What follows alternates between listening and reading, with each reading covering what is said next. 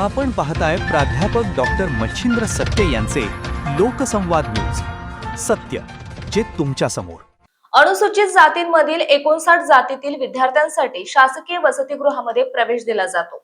संपूर्ण महाराष्ट्रामधील शासकीय विद्यार्थी वसतिगृहातील विद्यार्थ्यांची निवड ही सामाजिक न्याय विभागाच्या आयुक्तालयामार्फत होत असते.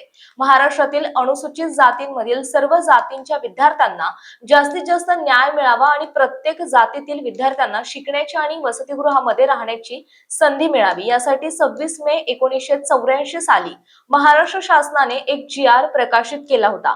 सामाजिक न्याय वाटपाच्या दृष्टीने हा GR अत्यंत महत्त्वाचा होता. महाराष्ट्रातील अनुसूचित जातीमध्ये 59 जातींचा समावेश असून या जातींमधील फक्त 2 ते 3 जातीच अनुसूचित जाती आरक्षणाच्या लाभार्थी जाती आहेत. शिक्षण क्षेत्रामध्ये शासकीय वसतिगृहामध्ये देखील या लाभार्थी जातींच्याच विद्यार्थ्यांचा भरणा जास्त असतो आणि याच जाती जास्तीत जास्त वाटा मिळवत असतात.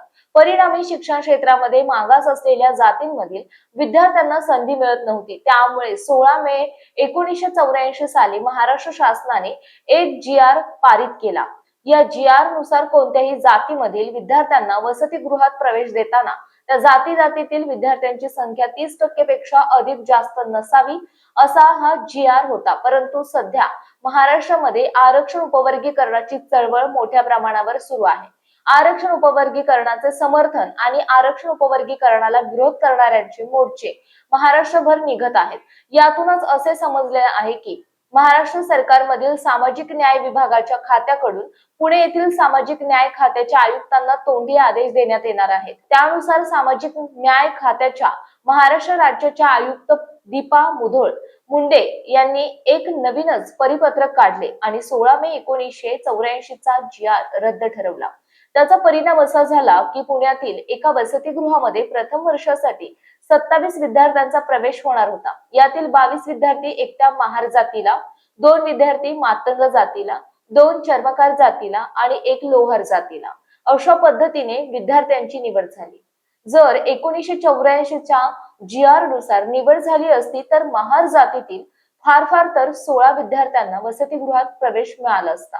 मात्र दीपा मुधोळ मुंडे यांनी 26 मे 1984 च्या GR ची पायमल्ली करून नवीनच 24 जुलै 2026 रोजी परिपत्रक काढल्यामुळे त्याचा परिणाम असा झाला की पुण्यातील एकाच वसतिगृहातील 27 जागांपैकी 22 जागा फक्त एका जातीच्या विद्यार्थ्यांना मिळाल्या.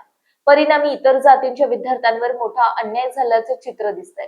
त्यातूनच मग सामाजिक न्याय खात्याचे आयुक्त मुधोळ मुंडे यांनी काढलेले परिपत्रक रद्द करावे आणि शासकीय वसतिगृहातील विद्यार्थ्यांची निवड ही 1984 च्या GR प्रमाणे व्हावी. यासाठी शासन स्तरावर आमदार अमित गोरखे आणि आमदार सुनील भाऊ कांबळे, अविनाश बागवे, अशोक भाऊ लोखंडे, शंकरराव तडाखे यांनी प्रयत्न सुरू केले आणि अखेर त्यांच्या प्रयत्नाला यश आले. दीपा मुधोळ मुंडे आयुक्त मॅडमनी काढलेले परिपत्रक रद्द करण्यात आले असून आता यामुळे जास्तीत जास्त अनुसूचित जातींमधील विद्यार्थ्यांना प्रवेश मिळण्यामध्ये संधी मिळेल अशी आशा निर्माण झाली आहे. या विद्यार्थ्यांच्या वरील अन्यायाच्या विरोधात लोकस्वराज्य आंदोलनाच्या वतीने धरणे आंदोलन करण्यात आले होते. या संदर्भात रामचंद्र भरांडे, अनिल हातागळे, भास्कर नेटिके, दीपक कसबे आदी अनेक मंडळींनी हा प्रश्न सोडवण्यासाठी लक्ष घातले आणि शेवटी त्यांना यश मिळाले. जय भारत, जय महाराष्ट्र. पाहत राहा लोकसंवाद न्यूज.